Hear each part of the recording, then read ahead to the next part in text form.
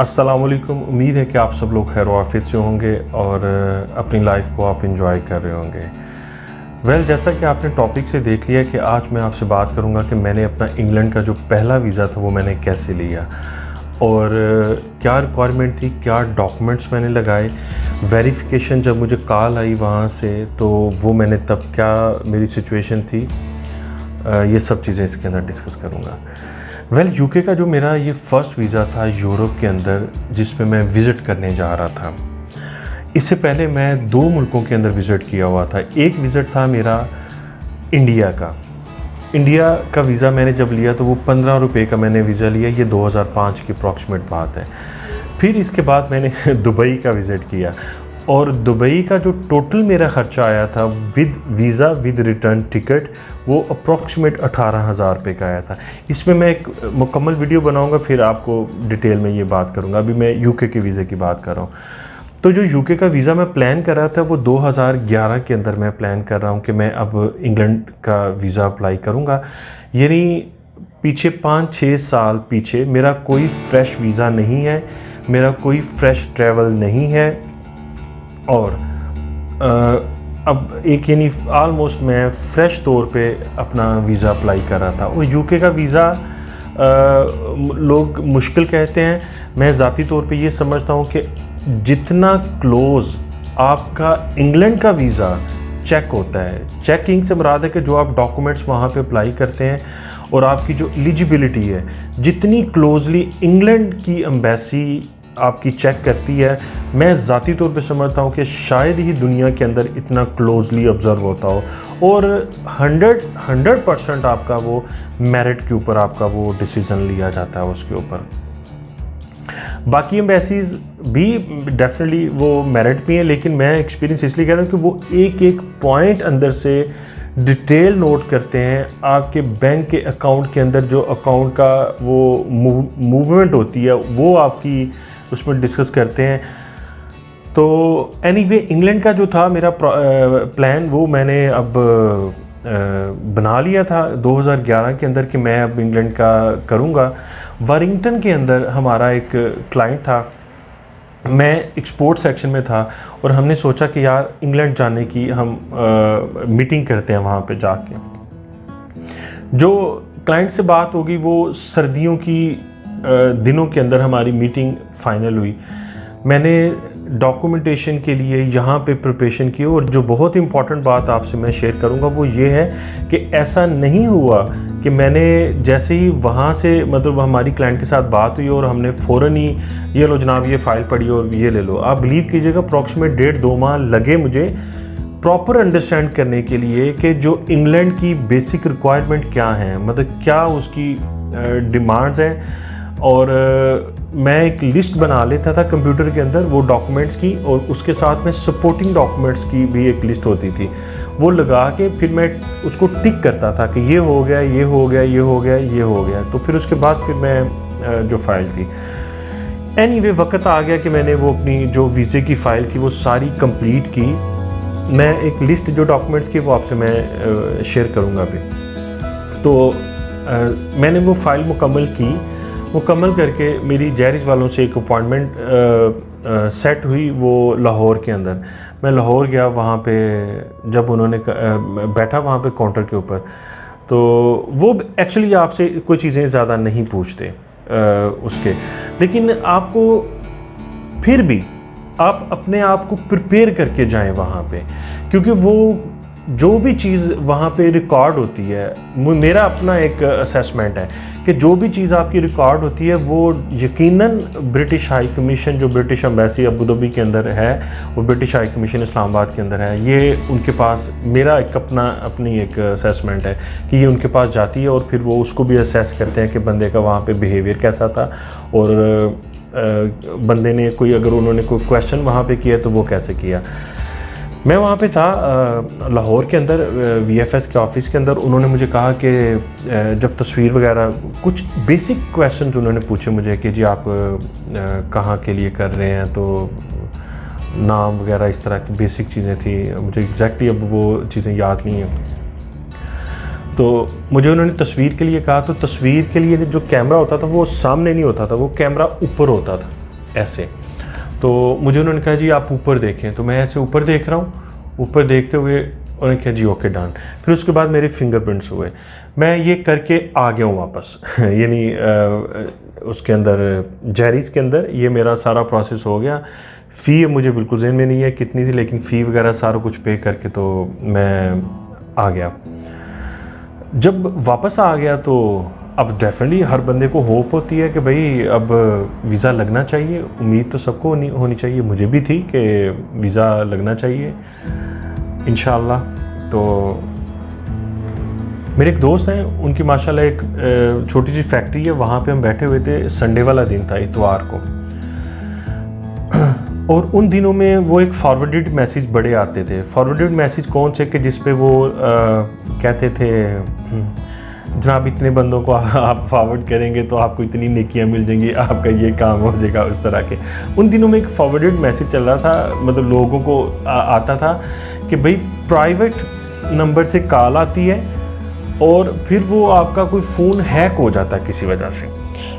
Honestly speaking मैं believe नहीं करता था यानी इन चीज़ों पे, बिल्कुल भी मेरा कोई ऐसा नहीं था और ना ही एक्सपेक्टेशन थी कि मतलब कोई ऐसी कॉल आएगी। तो संडे वाला दिन था, मैं अपने दोस्तों के साथ लूडो खेल रहा था, बड़े एंजॉय कर रहे थे सारे, उस तरह गपशप लगा रहे थे बैठे हुए। तो हम जब बात ही मतलब ऐसे ही लूडो ही खेल रहे हैं तो मेरे फ़ोन पे ना रिंग हुई। जब रिंग हुई तो वो फ़ोन के स्क्रीन के ऊपर प्राइवेट नंबर लिखा हुआ आ गया। तो बात पहले ये था कि भाई इसमें अब वो आ रही है, क्या नाम है, फेक कॉल्स आती हैं और वो इस तरह। तो मेरे ज़हन में एकदम ये बात आ गई कि यार प्राइवेट नंबर से मुझे कौन फ़ोन करेगा, और वो भी संडे वाले दिन। तो जो एम्बेसी वाला कॉन्सेप्ट था वो मतलब जहन में वो तो दूर दूर तक नहीं था ना एम्बेसी वाला, कि एम्बेसी से मुझे वेरिफिकेशन कॉल आ सकती है, वो भी इतवार वाले दिन।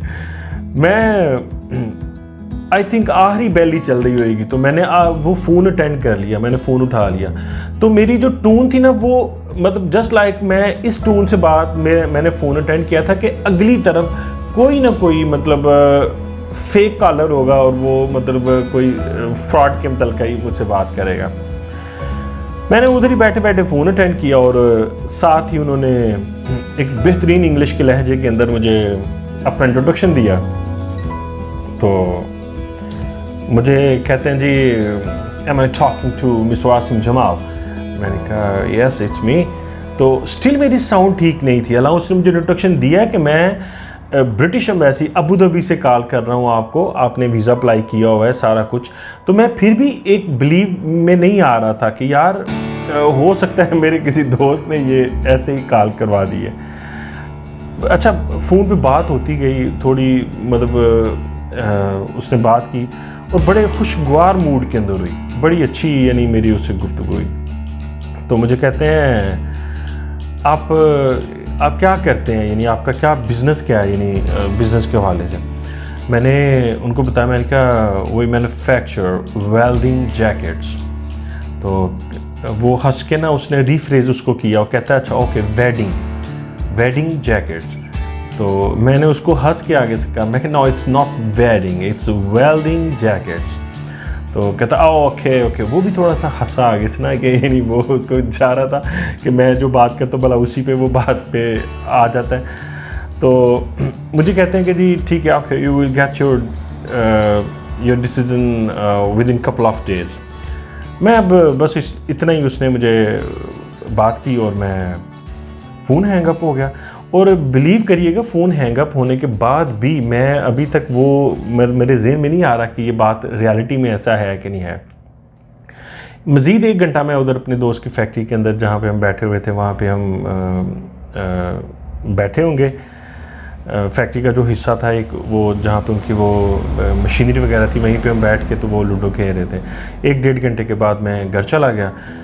घर जाके ऐसे ही ख्याल आया कि मैं अपना लैपटॉप ऑन करके चेक करता हूँ। तो लैपटॉप जैसे ही मैंने ऑन किया तो लैपटॉप के अंदर एक ईमेल आई हुई थी जिसके ऊपर लिखा हुआ था अबू धाबी की तरफ से वो ईमेल आती है, क्योंकि वो आपके जो वीज़ा है वहाँ से प्रोसेस होता है। तो अबू धाबी से ईमेल आई हुई थी, उस पर लिखा हुआ था कि your visa has been processed. and your passport will be available shortly where you have submitted. Please wait for the instructions. पता नहीं इस तरह करके आगे कुछ था। अच्छा, वो जब मुझे ईमेल आ गई इस तरह की, तो उस पर प्रोसेस्ड लिखा हुआ था, your visa has been processed. तो बात ठीक थी कि भाई वीज़ा प्रोसेस हो गया वो, लेकिन क्या है कि जब भाई फर्स्ट टाइम है तो हर बंदा सोचता है कि पता नहीं यार वीज़ा लगा है कि नहीं लगा। तो मैंने जो था, मतलब उस पर ये नहीं लिखा होता कि वीज़ा हैज़ बीन एंडोर्स्ड या वीज़ा हैज़ बीन ग्रांटेड, वो लिखते हैं बस वीज़ा हैज़ बीन प्रोसेस्ड। तो मेरे एक दोस्त थे, वो तकरीबन 3-4 माह पहले ही शायद यूके का चक्कर लगा उन्होंने, तो मैंने उनको फ़ोन किया, मैंने कहा यार ऐसे ऐसे एक ईमेल आई है। तो कहते हैं बिल्कुल, जब वीज़ा आपका अप्रूव होता है वहाँ से तो आपको ईमेल आती है, और जब वीज़ा अप्रूव नहीं होता तो आपको ईमेल नहीं आती इंग्लैंड से। तो मैं बड़ा सोच में पड़ गया, मैं क्या अच्छा यार। तो अब वो आ गई हुई थी, और मुझे मंडे वाले दिन ही फिर वो मैसेज आ गया जेरी से कि भाई आपका पासपोर्ट जो है वो शॉर्टली अवेलेबल होगा, हम आपको कर देंगे। वो एक्सपेक्टेड उन्होंने दिन बता दिया। मैं एक दिन पहले, मैं जब वो आया तो वो एक्साइटमेंट थी थोड़ी सी, मैं लाहौर चला गया, यानी दूसरे या तीसरे दिन जब ये मैसेज था मैं चला गया, वो मैसेज भी उसकी कंफर्मेशन आ गई। मैं जाके पासपोर्ट लिया वहाँ से, जब पासपोर्ट लिया तो पासपोर्ट खोला, उसके ऊपर 6 मंथ का वीज़ा लगा हुआ था, 6 महीने का, जो मैंने 6 महीने का अप्लाई किया हुआ था, क्योंकि मैं उसकी फ़ी डिफरेंट है, 6 माह की, 2 साल की, और फिर इस तरह जो 10 साल का वीज़ा वो डिफरेंट उसमें फॉल करते हैं फ़ीस के अंदर। अच्छा, पासपोर्ट मैंने ले लिया, खुश था मैं, पहला वीज़ा लगा था यूके का। तो मैं जब वापस आ गया उसको पासपोर्ट के लेके, अब ट्रैवल करना था, इस्लामाबाद एयरपोर्ट से मेरी फ़्लाइट थी तुर्किश एयरलाइन की।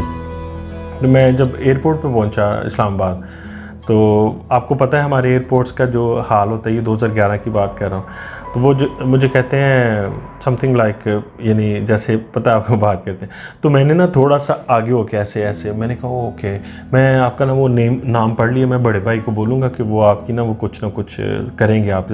तो वो उन्होंने ना फ़ौरन इधर हाथ रख लिया कि नहीं नहीं नहीं नहीं नहीं, ठीक है कोई बात नहीं, आप जाएँ।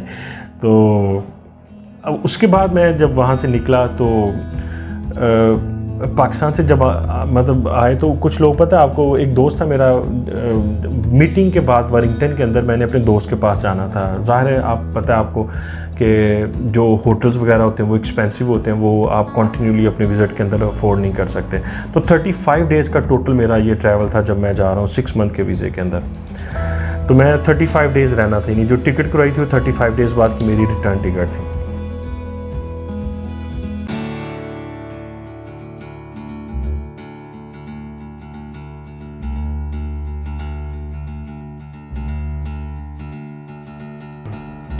अच्छा, कुछ लोगों ने ना ये डराया हुआ था कि आप यूके के जब एयरपोर्ट पे आते हैं तो वो बड़ी सख्त इमिग्रेशन होती है, तो ऐसे वैसे सारा कुछ। तो माइंड थोड़ा सा था, लेकिन एक कॉन्फिडेंस ये था कि ना तो मैंने वहाँ पे रुकना था और ना ही मेरा कोई उसमें कोई खुदा ना खास्ता कोई 2 नंबरी थी। मैं मैनचेस्टर एयरपोर्ट पे गया जब, तो वहाँ से बाहर निकल रहे थे, ऐसे क्यूज़ होती हैं डिफरेंट, और सामने काउंटर होते हैं 1 बाय 1 करके। तो जैसे मेरी टर्न आई तो आई थिंक हार्डली 50 सेकेंड या 51 मिनट की एक मेरी कन्वर्जेशन थी वो जो इमिग्रेशन ऑफिसर थे उनके साथ। तो जब बात हुई उनसे, और मुझे कहते हैं कि आप, यानी इंग्लिश में बात हुई सारी, तो कहते हैं कि आप मतलब क्यों आए हैं इंग्लैंड। तो मैंने कहा मेरी meeting, I have a meeting with my client here in Warrington. तो कहते हैं okay, so why didn't you come earlier, why didn't you come before. मैंने कहा I just realize no that we, मैं उर्दू में सॉरी मैं बात करता हूँ, मैंने कहा मैं अभी जस्ट महसूस किया कि हमें अपना बिज़नेस एक्सपेंड करना चाहिए। कहते हैं कि ठीक है ओके। तो उस जो आखिरी मेरा क्वेश्चन था सॉरी उन्होंने किया, वो ये था कि do you have return ticket. मैंने कहा yes, okay you may go now. मैंने कहा विच वे, दिस वे। आपने जब भी अपनी प्रिपरेशन करनी है किसी भी हवाले से अपने वीज़े की, तो ज़रूर उस पर वर्क करें और प्रॉपर वर्क करें। कभी भी ये मत करें कि आप लोग अपने जल्दबाजी के अंदर, और मैं ज़ाती तौर पे आपको ब्रादराना मशवरा ये दूंगा, खुद करें, किसी पे डिपेंड मत हो। किसी पे डिपेंड होती हैं चीज़ें, डिले होती हैं और चीज़ें ख़राब होती हैं। खुद पे डिपेंड होंगे, आप अपने साथ कभी भी गलत नहीं कर सकते, ये याद रखिएगा। जब आपको पता है कि आप अपने साथ सिंसेयर हैं, वो उतना कोई एक सर्विसेज प्रोवाइडर आपके साथ नहीं हो सकता, तो क्यों आप किसी के साथ अपना वक़्त और अपना पैसा ज़ाया करें। तो जो चीज़ है वो आपके अंदर अपने लिए है, तो प्लीज़ अपने ऊपर थोड़ा सा टाइम दें। और अगर आपका प्लान यही है कि आपने बाहर आना, तो प्रिपरेशन करें अपनी थोड़ी सी, होमवर्क करें और वीज़ा अप्लाई करें। नहीं लगेगा कोई मसला नहीं है। ये नहीं था कि मैंने पहला ही वीज़ा अप्लाई किया था तो मुझे लग गया था, जब कड़क करके उनका जनाब मोस्ट वेलकम आप आ जाएं। इससे पहले मेरे वीज़े रिफ्यूज़ हुए थे, तो मैंने ये नहीं सोचा कि यार रिफ्यूज़ हो गया अब क्या करूँगा यार, ये तो मैं ऐसा कहता हूँ कि अब नहीं करूँगा नेक्स्ट कभी भी, तो कभी भी नहीं ऐसा हुआ। इसके बाद भी मैंने ये नहीं वीज़े लिए इंग्लैंड का, फिर मैंने 2 साल का वीज़ा लिया, फ्रांस के वीज़े लिए, जर्मनी का वीज़ा लिया मैंने। तो मैं आपसे फ्रांस के वीज़े की बात शेयर करूँगा वो ज़रूर, बल्कि वो जब मैं दुबई इंडिया का शेयर करूँगा उसके अंदर मैं फ़्रांस का भी वीज़ा आपसे शेयर करूँगा। तो अपना बहुत सारा ख्याल रखिएगा। उम्मीद है कि इसमें आपके लिए कोई फ़ायदेमंद चीज़ होगी। जो डॉक्यूमेंट्स की लिस्ट है वो मैं आपको इसके साथ अभी शेयर कर रहा हूँ। Thank you very much.